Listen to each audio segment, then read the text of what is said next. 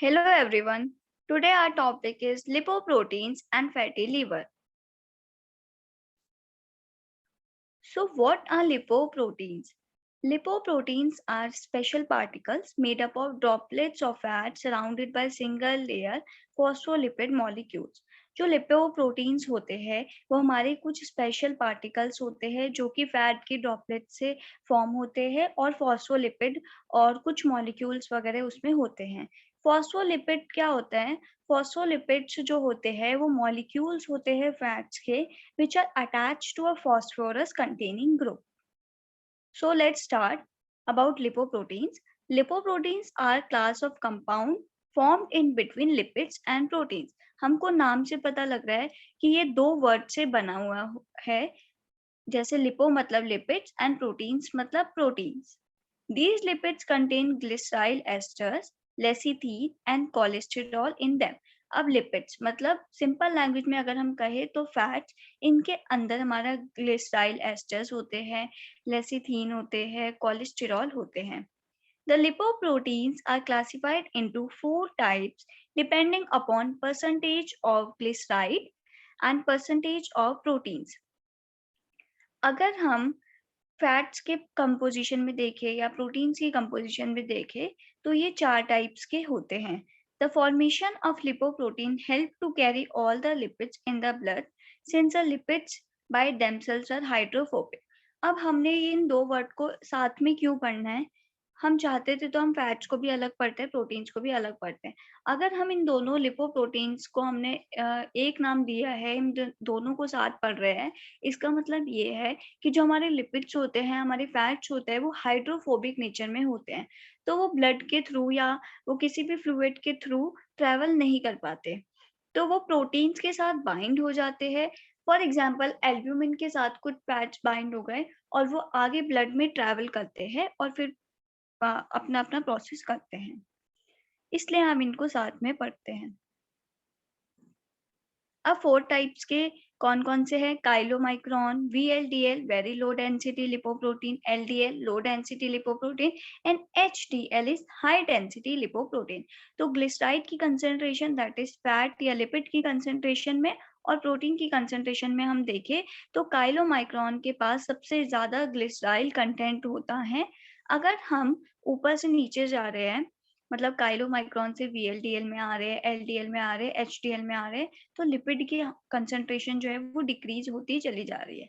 मतलब HDL के पास सबसे कम लिपिड कंटेंट होगा और HDL के पास सबसे ज्यादा प्रोटीन कंटेंट होगा. इसका मतलब क्या है कि HDL के पास सबसे ज्यादा प्रोटीन कंटेंट है, मतलब काइलोमाइक्रॉन्स के पास सबसे कम प्रोटीन कंटेंट होगा. ये लिपिड का अपोजिट है. वो अगर ऊपर से नीचे आते हुए डिक्रीज हो रहा था तो ये ऊपर से नीचे आते हुए इंक्रीज होगा. So lipid percentage, chylomicron has more than VLDL, VLDL has more than LDL, and LDL is having more than HDL. Protein, chylomicron has less as compared to VLDL than LDL and large amount में HDL के पास. Chylomicron has maximum glyceride content and minimum protein content, whereas HDL has least glyceride content and maximum protein content. अब chylomicron transport mainly triglycerides and a small amount of phospholipids. Mainly TAG या triglycerides को ये transport करवाता है और उसके साथ साथ कुछ फॉस्फोलिपिड्स को और कोलेस्टेरॉल को. अब कोलेस्टेरॉल एस्टर्स की फॉर्म में जाएंगे and fat soluble vitamin from the liver and adipose tissues. अब हमारे पास फैट सॉल्युबल विटामिन कौन से है? Vitamin A, vitamin D, vitamin E and vitamin K. तो ये सारे जो हैं इनको काइलोमाइक्रॉन जो है ट्रांसपोर्ट करवाएगा. The chylomicrons carry dietary lipids which are formed in the intestinal mucosa. Intestine mucosa में जो भी हमारे डाइटरी लिपिड्स है उनको मूव करवाएगा, उनकी फॉर्मेशन करवाएगा. Next is VLDL, that is very low density lipoproteins. It is synthesized in the liver and released in the blood. They carry TAG, triacylglyceride या triacylglycerols synthesized in the liver and also cholesterol esters from the liver to peripheral tissues. ये liver के अंदर जो हमारे fats synthesized होते हैं, TAG होते हैं, उनको लीवर से ब्लड में, फिर ब्लड से पेरिफेरल टिश्यूज में लेके जाने का काम हमारा वीएलडीएल का है। तो ये लीवर में सिंथेसाइज्ड होते हैं, बनते हैं और ब्लड में रिलीज हो जाते हैं। ब्लड में जब ये रिलीज होते हैं तो बहुत सारे फैटी कंपोनेंट्स को ये लेके जाते हैं और फिर पेरिफेरल टिश्यूज में पहुंच जाते हैं।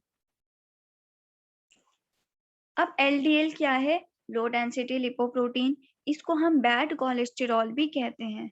It is form when VLDL passes through blood. हमने पढ़ा कि वीएलडीएल में क्या होता है कि लीवर में जो फैट्स या टीएजी वगैरह फैट के कंटेंट्स होते हैं वो ब्लड में आते हैं और ब्लड से पेरिफेरल टिश्यूज में जाते हैं। तो जब वीएलडी हमारा ब्लड से पेरिफेरल टिश्यूज में पास हो रहा होगा, ब्लड से फैट जो है वो पास हो रहा होगा, तो हम उसको कहेंगे हमारा low density lipoprotein. The LDL also contain cholesterol esters and it promote coronary heart disease. इसके अंदर कोलेस्ट्रॉल के एस्टर्स भी होते हैं। हमने पढ़ा था कि जो हमारा एलडीएल होता है वो बैड होता है क्योंकि वो एक्यूमुलेट हो जाता है अलग अलग जगह पर by penetrating the coronary artery walls and depositing cholesterol by forming a plate called atherosclerosis. Due to this reason, LDL is called bad cholesterol. LDL also provide cholesterol for cellular needs. Now our good cholesterol, that is HDL, high density lipoprotein. It is synthesized and secreted by both liver and intestine. HDL takes its cholesterol from peripheral tissues and esterifies it, and it also helps in carrying cholesterol esters from other tissues and depositing them back to the liver. अब हमने HDL को good cholesterol क्यों कहा? क्योंकि जो peripheral tissues में हमारे fat के कंपोनेंट्स पहुंचे हैं, वहां पर उन फैट्स की वो एस्टेरिफिकेशन करवा देता है और वहां से वो कुछ कोलेस्टेरॉल एस्टर्स को वापस हमारे लीवर में भेज देते हैं जो प्रॉपरली सिंथेसाइज नहीं हुए थे उन्हें। तो ये एक्यूमुलेट नहीं होता और ये कोई कॉम्प्लिकेशन कॉज नहीं करता। That's why we are calling this as a good cholesterol. Thus, the level of HDL in plasma is an index of cholesterol removal from the tissues, and again it is called good cholesterol.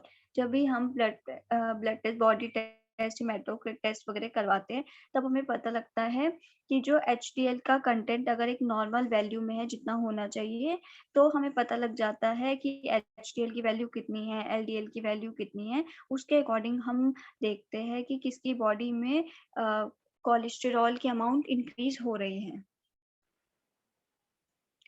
So this is the basic of lipoproteins. Now we will talk about fatty liver. Fatty liver, नाम से ही पता लग रहा है कि liver पे fat आ गया है, लीवर पे फैट एक्यूमुलेट हो गया है। अब कोई भी चीज किसी पे जुड़ती है तो उसका ऑब्वियसली वेट बढ़ता है। तो फैटी लीवर में क्या होगा कि जो लीवर का वेट है वो इंक्रीज हो जाएगा due to accumulation of fat and fatty components. It refers to increase in the weight of the liver to the extent of 5% due to deposition of triglycerides in the liver cells. The liver is able to take up fatty acids from the bloodstream as a follow-up of mobilization of fatty acids from the body fats. जो liver है वो fatty acids को blood से ले लेगा और mobilisation of fatty acids करवाएगा. The liver then esterifies the fatty acids to triglycerides. उसके बाद लीवर जो फैटी एसिड्स होते हैं उनको TAG में कन्वर्ट करते हैं. The TAG along with the endogenously synthesized by the liver is incorporated into VLDL and are secreted from the liver. जो हमारे TAG सिंथेसाइज हुए फैट से कन्वर्ट हुए TAG में वो विद द एंडोजिनसली सिंथेसाइज, मतलब जो लीवर में और फैटी एसिड बन रहे हैं वो मिलकर ब्लड के अंदर जाएंगे और फिर वो पेरिफेरल टिश्यूज के अंदर जाएंगे, मतलब वो VLDL का रोल प्ले करेंगे. इसीलिए जो लीवर का साइज होता है वो इंक्रीज होना शुरू हो जाता है जब प्रॉपरली सिंथेसाइजेशन नहीं होती. The balance between the storage of glycerol esters in the adipose tissue and that which is stored in the liver is very delicate. and it can result in net accumulation of fatty acid into the liver, resulting in the amount of THG in the liver to rise. एक balance होना बहुत ज्यादा जरूरी है कि कितना हमारे adipose tissues के अंदर फैट्स है और कितना हमारा लीवर जो है वो स्टोर कर पा रहा है फैट्स को। अगर बहुत ज्यादा फैट का अमाउंट बढ़ता ही चला जाएगा तो क्या होगा कि वेट एडिपोज टिश्यूज में बहुत ज्यादा फैट एक्यूमुलेट होना शुरू हो जाएगा और जो लीवर है उसके पास इतनी एबिलिटी नहीं होगी कि वो हमारे फैटी एसिड की बहुत ज्यादा अमाउंट में सिंथेसिस करे। इसीलिए जो एक्यूमुलेशन है वो शुरू होगा लीवर पे, उससे TAG का जो लेवल है वो इंक्रीज होता चला जाएगा। डायग्राम में हमें हेल्थी लीवर नजर आ रहा है और फैटी लीवर नजर आ रहा है। जो हमारे येलो येलो हमें नजर आ रहे हैं वो हमारे फैट्स है, फैट्स के कुछ ड्रॉपलेट्स है जो कि इंक्रीज हो गई है लीवर के अंदर या ब्लड के अंदर। अब फैटी लीवर क्यों होता है? The causes for fatty liver are the hepatic intake of fatty acids depend on the concentration of fatty acids in the bloodstream.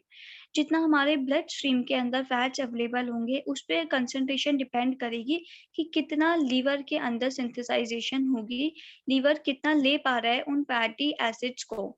जब HDL जो है वो पेरिफेरल टिश्यूज या टिश्यूज से वापस लीवर के अंदर भेजेगा तो एक लिमिटेड अमाउंट में ही हमारी सिंथेसाइज कर पाएगा उन फैट्स को लीवर। अगर बहुत ज्यादा अमाउंट में हो गया है तो HDL भेज रहा है लेकिन जो लीवर है उस पर इतनी पावर नहीं बची है, कैपेबिलिटी नहीं बची है कि वो उन फैटी एसिड्स को भी सिंथेसाइज कर दे। Second is the liver has only limited capacity to dispose of the fatty acids by oxidation. Liver के पास कुछ लिमिटेड कैपेसिटी ही है कि वो फैटी एसिड्स को ऑक्सीडेशन के प्रोसेस के थ्रू डिस्पोज ऑफ करा पाए। Third is the capacity of the liver to secrete VLDL is also limited. Liver के पास सेम लीवर का ही रोल है कि हमारी एक एडिक्वेट ऑप्टिमम अमाउंट में अगर फैट्स हैं तो लीवर जो है वो सिंथेसाइज करा देगा, कोई प्रॉब्लम नहीं होगी। अगर बहुत ज्यादा सीरम में, ब्लड में या लीवर में हमारे फैट्स का कंटेंट बढ़ गया है तो हमें प्रॉब्लम्स होनी शुरू हो जाएगी। तो ये हमारे कॉज थे फैटी लीवर के। अब फैटी लीवर जो होता है वो भी हमारे दो टाइप का होता है, एक होता है हमारा नॉन एल्कोहलिक, एक होता है हमारा एल्कोहलिक। नॉन एल्कोहलिक हमारा जो अल्कोहल की वजह से नहीं हो रहा है, अल्कोहल पीने की वजह से नहीं हो रहा है। लेकिन जो अल्कोहलिक वाला है उसके तो नेम से हमें पता लग रहा है कि वो अल्कोहल एक पर्सन्स में ज्यादा होता है, अल्कोहल पीने की वजह से इंक्रीज हो जाता है उनमें फैट का content. Thus, any factor which leads to excess in the mobilization of fatty acids leads to accumulation of fatty acids in the liver must be absent. If it is present, the fatty liver that is resultant is called physiological fatty liver. अब दो type की वजह से होता है, एक होता है फिजियोलॉजिकली कोई प्रॉब्लम आ गई है, एक होता है पैथोलॉजिकली कोई प्रॉब्लम आ गई है। फिजियोलॉजिकली में क्या होगा कि जो फैटी एसिड्स है उनकी मोबिलाइजेशन बहुत ज्यादा हो रही होगी जिस वजह से लीवर में एक्यूमुलेशन शुरू हो जाएगा। एक होता है पैथोलॉजी में प्रॉब्लम होने की वजह से कोई भी ऐसी कंडीशन अकर हो गई है, कोई भी पैथोलॉजिकल कंडीशन हमारी बॉडी में अकर हो गई है जिस वजह से ये हो रहा है। जैसे हमारे लीवर के पास ऑक्सीडेशन की लिमिटेड ही कैपेसिटी होती है कि वो फैट्स को डिस्पोज ऑफ कर दे CO2 और H2O में और एनर्जी हमें मिल जाए। अगर प्रॉपर डिस्पोजल नहीं हो रहा है फैटी एसिड्स का तो पैथोलॉजी में प्रॉब्लम हो जाएगी और लीवर में फैट एक्यूमुलेट होना शुरू हो जाएगा। दो हो गए, physiological fatty liver and pathological fatty liver. The agents like choline, methionine, vitamin B12, folic acid, casein helps on removal of fat from the liver and these are called lipotropic agents. ये जो हमारे agents है जैसे vitamin D12, folic acids, ये सारे जो agents है ये हेल्प करेंगे फैट के रिमूवल में। अगर किसी को फैटी लिवर हो जाता है तो हम उसे सजेस्ट करते हैं कि आप vitamin B12, folic acid rich diet खाओ, आप हाई ऐसी चीजें खाओ जिसमें कोलिन हो, मिथायोनिन हो, ये सारी चीजें अवेलेबल हो। They prevent the accumulation of lipids in the liver cell and prevent fatty liver. The diet should contain these agents. The diet which are poor in protein containing methionine और lecithin containing choline tend to favor protection of fatty liver. जिन diets में protein की कमी होती है वो fatty liver कराने में सबसे नंबर 1 डाइट होती है, जैसे कि हमारे मिथायोनीन है। तो हम सजेस्ट करेंगे कि हाई प्रोटीन डाइट ले किसी भी पर्सन को अगर फैटी लीवर है तो। और हमें हाई प्रोटीन डाइट ही लेनी चाहिए ताकि अगर कोई पर्सन हेल्दी भी है तो उसको फैटी लीवर या कोई और उसके बॉडी में बैड कोलेस्ट्रॉल की अमाउंट इंक्रीज ना हो। So this is about fatty liver. So हमने लिपोप्रोटीन्स पढ़ा, हमने फैटी लीवर कवर कर लिया। Hope you all like it. Thank you very much.